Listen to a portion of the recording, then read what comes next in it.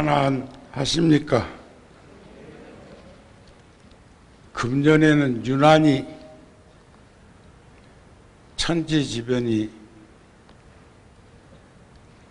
끊임없는 반복 속에서 변화가 있고, 특히 우리나라는 가물어서 가는 곳마다 담수호가 메말라가는 그런 모습을 보면서 많은 이들이 근심하고 걱정했습니다. 지금이라도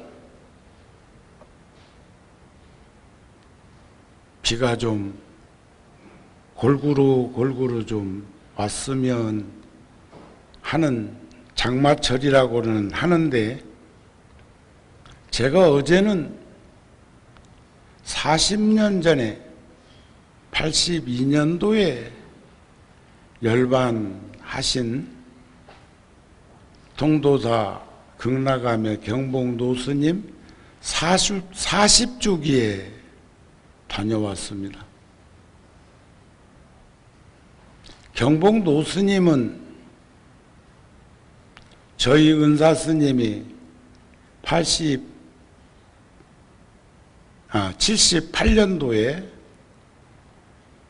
세연을 마감하셨습니다만 49에 세상을 떠나셨는데, 스님이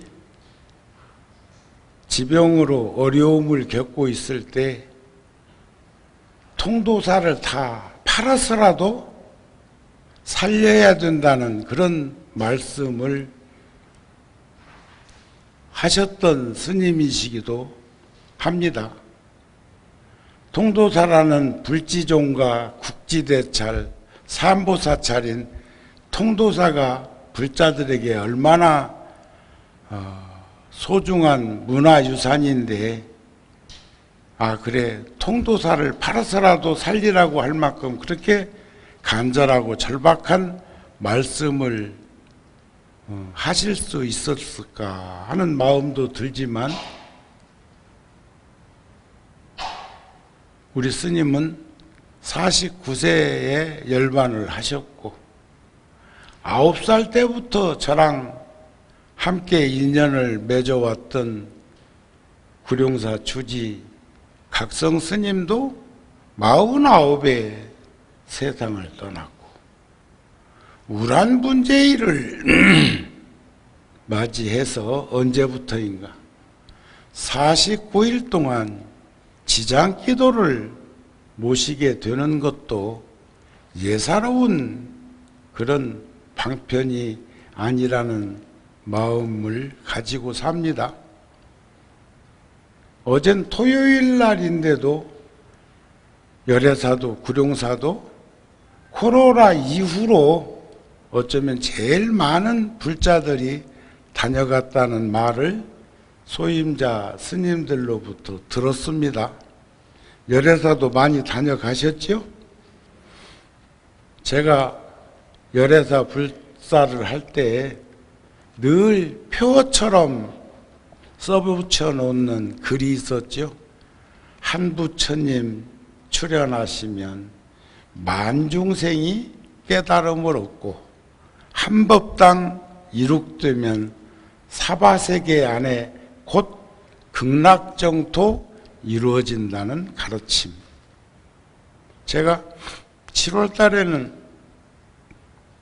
셋째 주 일요일 날은 BTN 불교방송 법표를 해달라고 해서 날을 잡고, 그 다음 주에는, 넷째 주에는 통도사에서 우란분재일 49일 지장기도 하는 중에 법문을 매년 요청이 들어와서 화엄살림처럼 가서 하곤 합니다. 제가 주지소임을 볼 때 통도사를 많은 변화를 주었지만, 그 중에서도 양울타리를 싹 걷어버린 것과 자동차를 스스럼 없이 댈 수 있는 주차장을 통도사는 평지성지입니다. 산은 보통 산의 협곡에 절이 있는 걸로들 생각하는데 통도사는 분지, 평평한 곳에 절이 세워져 있고 도시를 가까이에 얼마나 많은 도시를 가까이 하고 있습니까?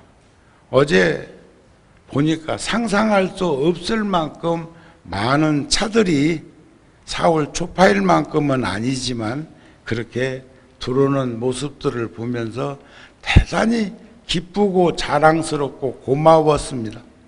제가 걸어가는 마스크까지 이렇게 가리고 걷는데도 그저 스님의 형상을 보고 합장 배례하겠지만 개중에는 저를 알아보고 반가워 반색하면서 인사하는 그런 불자들도 만났습니다. 우리가 이 법당에도 만부처님이 계시고 또 아니 계신 곳 없으신 부처님을 우리가 숭배하고 예배하고 공경하고 찬탄하고 합니다마는 모든 보살들은 화관을 썼는데 유일하게 정우 스님처럼 머리를 깎고 계신 분이 계십니다. 그분이 지장보살님이시죠. 삭발염이왈 치요 입산수도할 분이라. 근기가 열약한 중생들은 머리를 깎고 있어야 스님인 줄 알고 눈물을 흘려야 슬픈 줄 안다는 그런 경계를 상기해 봅니다. 오늘은 왜 사후에 49일간 기도를 하고 천도죄를 모시게 되는가 하는 부분을 좀 상기시켜 드렸으면 싶습니다. 우리가 업이라고 하는 까르마, 업이라고 하는 것은 선업이 되었든 악업이 되었든 무기업이 되었든 공업이 되었든 정업이 되었든 어떤 업이 되었든 나의 실생활 속에서 일어나는 현상인데 크게 업을 나누면 몸과 말과 뜻으로 짓는 업, 이걸 신구이 삼업이라고 그럽니다. 또 몸으로 짓는 업, 입으로 짓는 업, 또 생각으로 짓는 업이 우리가 연불문에도 천수경에도 나오지만 살생중죄, 투도중죄, 사음중죄, 망어중죄, 기어중죄, 양설중죄, 악구중죄, 탐해중죄, 진해중죄, 치암중죄, 이것을 금일참회 늘 우리가 업이라고 하는 것은 자성이 없는 것이기 때문에 죄무자성 종심기 심양멸시 죄욕망, 죄라는 것이 실체가 없는 것이기 때문에 어둠이라는 것은 실체가 없어서 밝아지면 어두움은 저절로 사라지는 이치와 같은 것으로 비추어 보시면 쉽게 정리가 될 것입니다. 그런데 그 업을 지게 되는 배경이 있어. 그것을 인식기관인 육근과 인식대상인 육경과 인식작용인 육식이라는 게 있어요. 육근은 눈, 귀, 코, 혀, 몸, 정신, 이걸 육근이라고 그래요. 육근. 그래가지고 견물생심하는 거예요. 좋은 것은 취하려고 해. 나쁜 건 배타하려고, 버리려고 해요. 취사선택이 지혜가 없으면 변별력이 없어가지고 꼭 해도 망할 사람은 망할 짓만, 어리석은 사람은 망할 짓만 해. 욕심 많은 사람은 하는 짓거리가 망할 짓만 하는 것을 우리가 목격하게 되는데, 지혜가 있고 선근이 있으면 그 사람 일거수일투족이 자비심으로서 행해지는 행원이 된다, 그런 말씀이죠. 그런데 육근이라는 인식기관이 육경이라는 색, 성, 향, 미, 촉, 법, 색, 물질, 소리, 냄새, 맛, 감촉, 혈량, 헤아리는 것, 이것을 육경이라고 그래. 육진이라고 그래. 또 육식이라는 것이 있어. 눈으로 보고 헤아리고, 귀로 듣고 헤아리고, 코로 냄새 맡고 헤아리고, 혀로 맛보고 헤아리고, 몸으로 감촉을 느끼고 헤아리고, 정신으로 변별해가지고 헤아리는 이것을 육식작용이라고 그래. 물론 유식 공부를 하면 제7 말레아식, 제8 아레아식이라고 하는 함장식에 대한 것도 이제 금년 가을에 불교대학 공부를 시작을 해야 하나, 코로나 핑계대고 한철 더 쉬었다가 내년 봄부터 해야 하나. 그랬더니 또 원숭이란 놈이 또 뭘 들고 온다며? 응? 코로나가 좀 그런데도 아직도 매일 양성자가 몇천 명이고 2만 5천 명 가까운 분들이 코로나로 인해서 돌아가셨어요. 5천만 명 국민 가운데 2만 5천 명이 세상을 떠났다면, 또 지금도 중증으로 힘들어 하시는 분들이, 아주 중증은 100명 미만이라고 하지만 아직도 그 후유증으로 어려움을 겪고 있는 이들은 몇백만 명이 되는 줄 모른다는 겨. 그것뿐입니까? 생로병사라는 것이 태어나서 늙고 병들고 세상을 떠나는데, 다만 근간에 와서 제가 말씀드리기를, 태어난 건 현실이니까 늙고 병들고 떠나면 다시 태어난다고 하는, 오늘 제가 열애사 일찍 왔어요. 일찍 오니까는 일요일 날이기도 하고, 일찍 오니까 한 30분 정도 걸렸어요. 30분은 조금 더 걸렸겠다. 제가 80만 놓고 왔고, 또 자유로 와갖고는 90 놓고 왔는데, 그래도 내 뒤에 따라오는 차는 거의 없어. 다 추월이야. 밟으면 잘 나가. 걱정되는 수순을 밟는 사람들은 깜박이도 안 켜고 왔다 갔다 지그재그해. 그런데 오늘 주지스님이 나한테 그래. 스님, 내일은 원석이에게 다녀오겠습니다. 저번에도 소파일 무료비도 한번 갔다 오는 것으로 봤는데, 원석이라고 하는 아이는 제가 85년도, 86년도에 구룡사 천막법당에서 살 때, 2층 집 세워서 더 살 때, 그때 도우미 하시는 가요동 구룡사 불자가, 딸이 그 어려운 형편에 장학금 받아서 미국 유학가 있는데, 어머니 적적하다고, 혼자 계시는 어머니 적적하다고 이쁜 애완개를 한 마리 가져왔는데, 새끼 때 그걸 도저히 감당할 수 없어서, 매일 나가야 되니까 집에 혼자 놓아둘 수가 없어서, 혹시 스님 하고 저한테 도움을 요청해서 그러시라고 해갖고 구룡사에서 지냈어.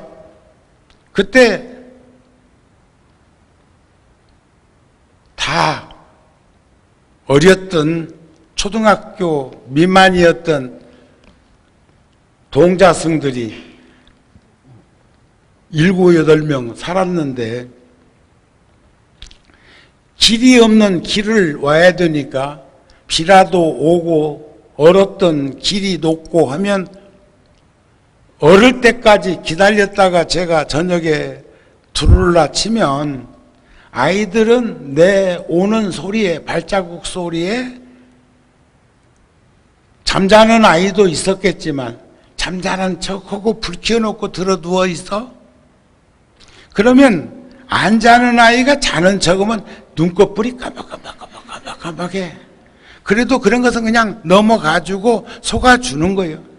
근데 유일하게 그 강아지가 천길 만길 뛰면서 반가워하고 좋아했던 강아지가 있어.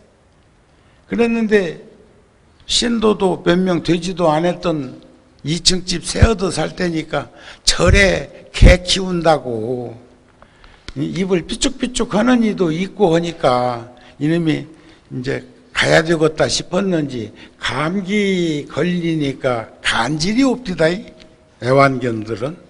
그래서 이제 세상을 떠났는데 하도 애처로워서 제가 을지로까지 그 강아지를 맡기면서 꼭 좀 살려보라고. 그런데 하룻밤은 눈 뜨니까 새벽 3시던데 너무 생생하게 꿈이 기억되어서 가축병원에 전화를 했더니 스님, 하도 스님의 애잔한 눈빛이 애처로워가지고 제가 살려보려고 퇴근도 않고 지금 옆에 있는데 지금 막 세상 떠났다고 하더라고. 그래서 제가 그 다음날 강아지를 데려다가 구룡산 자락에다 묻어주고 49일은 못 지냈지만 49일 되는 날 연부를 해드리고 그랬습니다. 그런데 그때 꿈에 스님 그동안 고마웠습니다. 몸 바꿔서 빨리 스님 곁에 오겠습니다 했던 그 강아지가 3살 먹어가지고 다시 왔다? 믿겨지지 않지요. 나를 못 믿는 거예요. 내 말을 못 믿는 거예요. 그런 사실을 못 믿는 거예요. 그거 일생에 제가 몇 번 경험해 보지 못한 일입니다. 저 아버지가 그땐 우리 가건물에 살 때인데 그 아이를 3살 먹은 아이를 안고 오는데 그 아이 얼굴에 이중 영상으로 내가 데리고 있었던 강아지 얼굴이 얼룩거리니까 내가 도사가 돼가지고 말을 건넸어. 나를 아느냐? 모릅니다. 여기는 어떻게 왔느냐?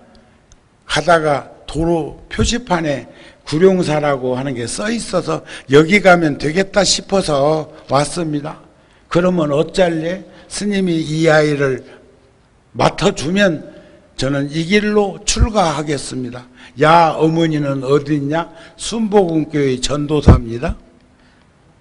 자기는 해인사로 출가하겠다고 하고 그 아이 어미는 순복음교회 전도사고, 그러니까 그 아이 임신했을 때 이미 종교 갈등으로 어려움을 겪었다는 생각이 들어. 그래서 그 아이가 외형적으로는 아무 표시가 안 나는데 나중에는 간질도 생기고 또 자폐증까지 생기고, 그래서 이화여자대학교 신경정신과 교수였던 이근우 교수에게 부탁을 해가지고 병원에 입원시켰다가 특수시설에 보냈어요. 나이는 너댓 살 정도밖에 지각이 안 된다고 했던 아이가 벌써 나이 30이 넘어서 이젠 전화까지 해가지고 스님 이번 법문 잘 들었습니다. 인터넷을 켜고 법문도 듣고 그러면서 이번에는 그래, 구룡사 각성 스님이 세상을 떠나서 마음이 아프다고 어떻게 알았는지는 모르겠어. 그러면서 내 방은 구룡사에 있느냐 열애사에 있느냐 그래? 내가 양쪽 다 네 방이 있다 그랬어. 그랬더니 이제 여기 각심 스님도 묻고 구룡사 성견 스님도 묻고 또 구룡사 성윤 스님도 묻고 형들을 다 어렸을 때 같이 살았으니까 그렇게 이제 묻더니 나보고 최종적으로 하는 말이 스님 아프지 마세요.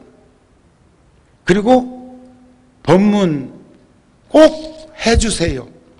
그러면 지가 인터넷을 통해서라도 보겠다는 그런 말 아니겠어요? 그래도 어저께 구룡사 주지하고 상의를 하기는 이젠 데려올 때가 된 것 같다. 그 정도 지각이 있다면, 그리고 각심이는 내일 쌀도 좀 가지고, 거긴 시설이니까 쌀 좀 하고 과일하고 등등등등 해가지고 한번 다녀오겠습니다 하는 말을 해서 너무 고맙고 기쁘고, 인연이라는 게 이런 인연 저런 인연이 맺어지는 과정 속에서도 참 소중한 인연이 이렇게 맺어지는 것이 아니었을까 싶은 생각이 듭니다. 그러니까 49일 동안 우리가 지장기도를 하는 그 과정도 보면 그런 거 아니겠어요? 첫째, 7번 삼시세판. 처음에는 눈으로 지은, 첫 주는 눈으로 지은 업을 참여하는 기간. 천도째요. 처음엔 눈으로 안 봤어. 그냥 눈 감고 있었으면 몰랐을 걸. 눈 뜨고 있다가 보고 일 저지르는 일도 많잖아요. 에? 참아야 되는데, 에?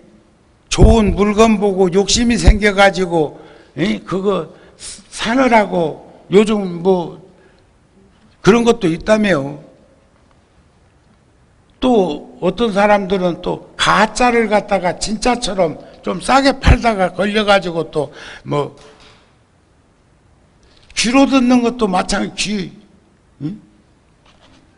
안 들었으면 그런 일 없었을 건데, 냄새 맡는 것도 그런 거죠. 안 맡았으면 그런 일 없을 것을. 그래서 옛 어른들은 보고도 못 본 채, 들어도 못 들은 채 하는 일이 몰라. 난 몰라, 못 들었어 하는 게 연륜이 쌓여야 가능한 거예요. 그러면 첫째 주는 눈, 둘째 주는 귀, 셋째 주는 코, 넷째 주는 입, 다섯째 주가 몸이요. 몸으로 지은 업을 참여하는 죄란 말이에요. 그런데 10대 왕 가운데 5대 왕이 무슨 대왕? 5대, 다섯 번째가. 그리고 중생들은 몸으로 짓는 업이 매우 심각한 거예요. 그러니까 다른 대왕은 이름을 몰라도 염라대왕 모르는 사람은 없다. 아시겠어요? 그 다음에 이제 6제 때는 정신으로, 그러니까 탐욕과 썩냄과 어리석음의 그 바탕이 되는 그런 현량해야 되는데 어리석은 생각으로 나타나는 그 6제 때요. 49제 때는 10대 왕이 대법원처럼 다 모여가지고 또 심판을 한다고 하고, 그런 것들에 대해서 조금 이해를 하도록 하기 위해서 제가 여러 불자들한테 몇 차례 얘기한 적이 있었어. 서양 영화인데 갓 오브 이집트를 다운받아서라도 그 영화를 한 두서너 번만 보면 육도에 대한 것, 지옥, 악귀, 축생, 아수라, 인간, 천상락을 얻는 그런 것까지도 다 이렇게 느낄 수 있지 않겠느냐 하는 말씀도 드린 적이 있습니다. 그런 거 하면은 우리가 사바세계를 자꾸 오탁이라고 하는 것은, 저 사바세계는 시간이 흐려. 여러분들 시간 잡을 수 있어요? 시간 완전 무결합니까? 이걸 겁이라고 그러는데, 겁이 흐리고 시간이 흐리단 말이에요. 소견이 흐려. 우리가 한결같은 마음으로 사는 이는 도인이다. 한결같은 마음으로 사는 이는. 근데 소견이 흐려. 불안전하고 불확실해. 법리가 흐려. 번뇌라는 것은 탐욕과 썩냄과 어리석음으로 나타나는 그게 번뇌예요, 번뇌. 그 다음에 중생이 흐려. 여러분들은 다음 생에 어디가? 자신 있게 대답할 수 있는 분. 몰라. 죄 많이 지은 놈은 인과 윤회로 비춰보면 난 지옥 갈 거야. 이렇게 지장보살인가? 스스럼 없이 지옥 간다고 하게? 아니, 죄업이 많아가지고 지옥 간다고 생각하는 이도 있을 수 있다고요. 그런가 하면 최소한 내가 본전치기는 했으니까 다시 와도 인간 세상에는 오겠지. 이렇게 생각을 하는 이들도 있을 것이고. 그런데 여러분들은 어디가? 어디 가고 싶어? 극락? 좋지. 극락. 천당도 좋다는데 극락은 말할 수가 없이 좋지요. 그러나 나는 극락 갈 수 있는 이는 일생보체에 올라서 원력으로 보살의 지위에 오르니까 어렵고 힘든 이들과 더불어 함께 살아가기 위해서 노력하는 그런 인생으로 전환했으면 좋겠다. 그런 마음입니다. 또 목숨이 흐려. 젊음이요, 건강이요, 목숨이요. 얼마나 소중합니까? 그런데 젊음과 건강과 목숨이 엊그저께 극락암 노스님이 열반하신 것 같은데 벌써 40주기. 내가 그때 몇만 명의 문상객이 왔는데 지금 주지스님하고 나하고 둘이서 책임진 게 있어. 거기 오신 분들을 전부 점심을 먹을 수 있도록 하는 것. 어른들은 걱정만 하지 어떻게 하겠다는, 지금 동도사 주지스님도 자기가 다 한 줄 알 건데 내가 거들지 않고 내가 제안하지 않았으면 어림도 없어. 그런 건 내가 훨씬 더 잘해. 뭐냐? 젊은 불자들을 몇십 명 동원하고 내원사, 성남사 젊은 비구니 스님들을 동원해가지고 극락암에서 큰절 있는 대로, 큰절 일주문 있는 대로 내려오는 거기에서 몇만 개의 도시락을 배치해 놓고는 모두에게 도시락 하나씩 전해주는 거예요. 이해가 되세요? 그때가 불과 내가 30에 31살? 그럼 지금 30살 하면 애들로 느껴지는데 그때 나는 통도사에 미치는 영향이 애들이 아니었다고. 그 도시락을 다, 그러니까 어른 스님들이 굉장히 칭찬하고 좋아하셨어. 저거 어떻게 도시락을 어떻게 하고, 도시락 싸는 것도 걱정이었지만 나는 배분하는 것도 걱정했다니까. 혼자서 주려면 그거 불가능해. 그렇지 않아요? 어저께보다 오늘이 불자들이 더 많이 왔어, 적게 왔어? 한번 솔직하게 얘기해봐. 어제가 많어, 오늘이 많어? 응? 저기서는 또 어긋장 놓고 오늘이 많다고 그러네. 어제가 많았을 거예요. 그러면 정우 스님이 교주가 아닌 건 다행이요.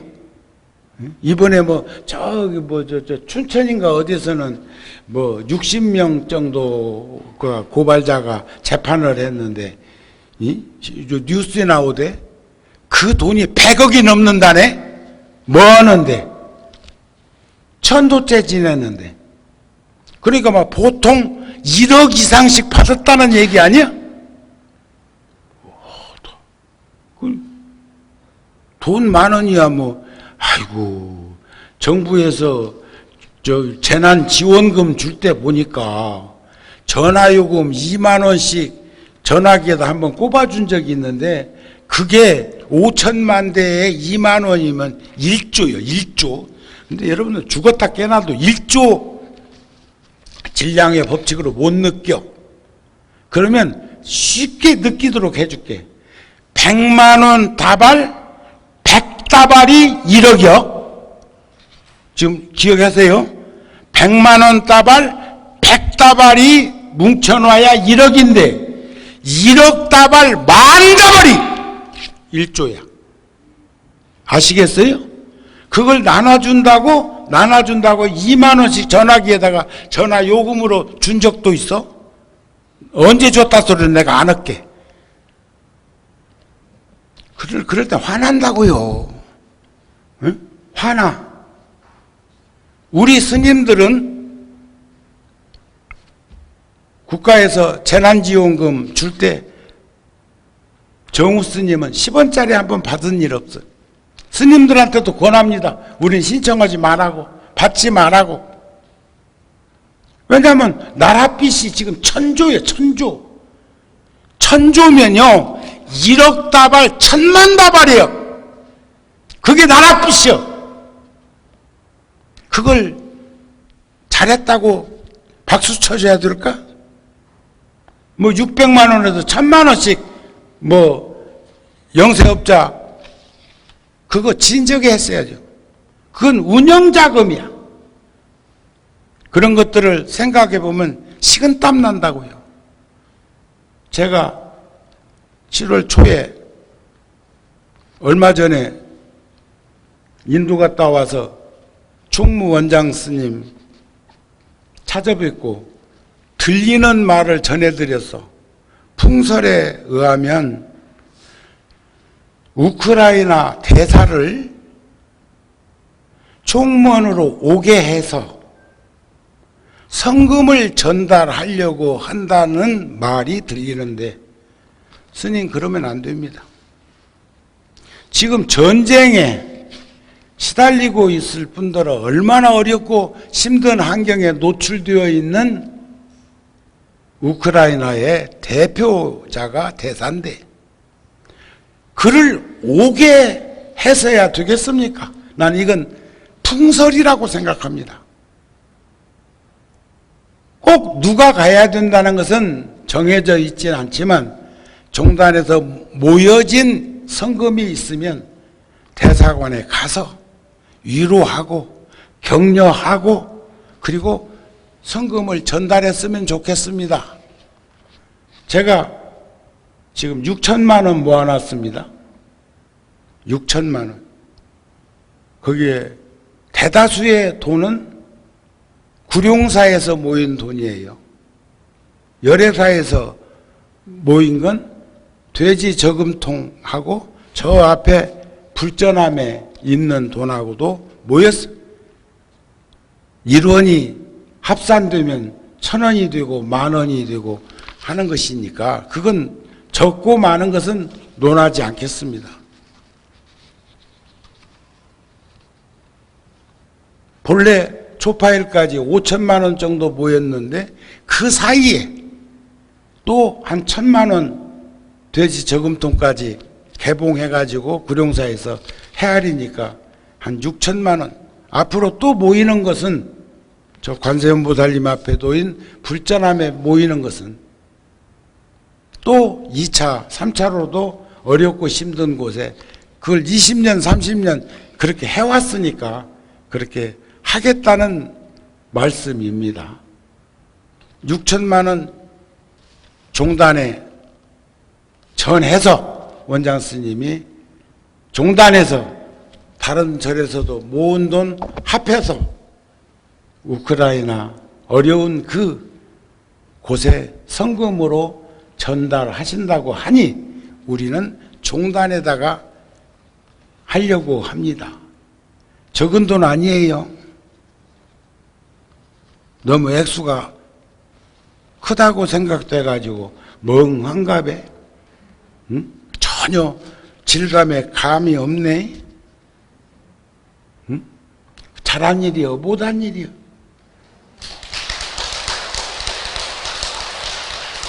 나름대로는 구룡사나 열애사나 다른 포교당에서도 십시일반으로 그렇게 모아서 30년 넘게 이런 일 저런 일을 매년 해오고 있습니다. 여러분들도 매년 쌀 모으기 공양미 모아가지고 전달을 하고 하잖아요. 그것뿐만이 아니요. 여기 언남중학교에도 10수년 동안 매년 21명의 학생들에게 매달 5만 원씩 학교에서 추천받아가지고 전하고 있습니다. 1년에 60만 원을 한꺼번에 줄 수도 있지만 5만 원씩 매달 무통장으로 입금을 시켜주는 것은, 송금하는 것은 절박한 상황이 5만 원만 있어도 절박한 상황은 피해갈 수 있지 않을까 싶어서 구룡사, 열애사 등 그런 일을 하고 있고, 그런 일만 하는 것이 아니에요. 그런데 그런 일을 하면 숨 넘어가. 얼마나 많으면 그런 일을 할 수 있다냐고 숨 넘어가. 있어가지고, 없으면 마음 내도 못하지만 그래도 그런 일을 할 수 있다는 것은 발심해야 돼요. 부처님 그러셨잖아요. 스스로 마음을 내세하는 게 으뜸이요. 두 번째는 상대가 필요하기 때문에 해야 되는 일이요. 셋째는 이와 같이 토설하는 것은 여러분들한테 알려주기 위해서 하는 것이요. 보시를 하든 시주를 하든 공양을 하든 이것은 이 세 가지에 부합되기 때문에 행해지는 것이라는 것을 보고 알 수 있었으면 좋겠습니다. 그러시죠? 그러시죠? 예. 해야 합니다. 우리가 우리 나이만 지금 72년 되었습니다. 6.25 전쟁이 일어난 지 72년, 1950년 6월 25일이었으니까 우리도 전쟁 세대에 태어난 사람이에요. 어렸을 때 구호물자 나눠줘서 얻어 입었고, 구호물품, 분유, 옥수수가루, 밀가루, 배급 주어서 타가지고 와서 집에서 나눠 먹었던 그런 세대들입니다. 6.25 전란 이후 400만 명이 죽었어요. 6.25 때. 전쟁은 일어나면 안 됩니다. 그런데 그런 상황 속에서 지금 이만큼 살 수 있는 게 저절로 된 거 아니요. 저절로 무슨 복권 당첨돼 가지고 부자 된 거 아니라고요. 복권 당첨돼 가지고 부자 됐다는 사람 없어. 열심히 살고 근검 전략하고 검소하게 산 사람이 부자는 돼도 일확천금해 가지고 부자 되는 일은 없어. 그런 걸 비추어 볼 때 우리는 이제 진즉부터 더 어렵고 힘든 이들을 살펴야 된다는 마음은 변함없습니다. 여러분들도 변함없으시죠? 그것이 불교의 선근과 지혜가 연민심을 일으키고 자비심을 증장하는 거예요.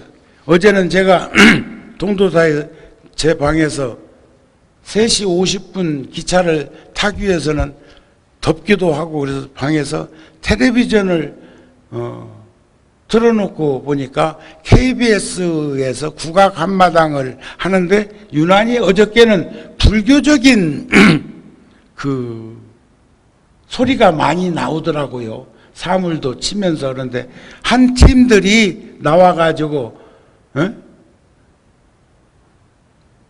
나무 대비 관세음, 나무 대비 관세음, 나무 대비 관세음. 그 소리꾼들이 나무 대비 관세음을 찾는데 찡 했어. 어저께가 우란 분재일 49일 지장기도 입제 날인 거 알았나? 예? 대자 대비 관세음이 아니고 대비관세음, 대비관세음, 대비관세음만 하는데 그렇게 가슴에 와서 뭉클했어요. 대비라는 말은 대자 대비, 대비라는 말은 티벳 말로는 따라보살이라는 말, 따라. 대비관세음. 슬프고 괴롭고 어려운 일을 함께 하고자 하는 대자, 대비. 그런데 거기서 대비관세음, 대비관세음 하는데 그렇게 가슴에 와서 닿는 모습들이 보여지더라. 이런 말씀입니다. 아셨죠? 또 이제, 기도는 다 끝난 것은 아니었을 것이라고 생각이 되어져서 부처님의 팔만장교의 가르침을 나누어 보면 성문소승과 영각중승과 보살, 대승, 삼승법이 있고 일승원교, 대방광, 불화엄경, 대승, 일승원교가 있는데 성문승은 사제 8정도 도리를 깨닫게 하고 연각중승은 12연기법을, 보살 대승은 육도만행의 바람일법을 닦는다고 했습니다. 그러니까 우리가 인식기관과 인식대상과 인식작용으로 신구의 삼업을 짓고 몸으로 짓는 살생, 투도, 사음, 입으로 짓는 망어, 기어, 양서, 락구, 생각으로 짓는 탐욕과 썩냄과 어리석음, 이런 10업으로 인해서 결국은 진행되는 것이 인식기관이요, 인식대상이요, 인식작용으로 일어나는 현상이더라.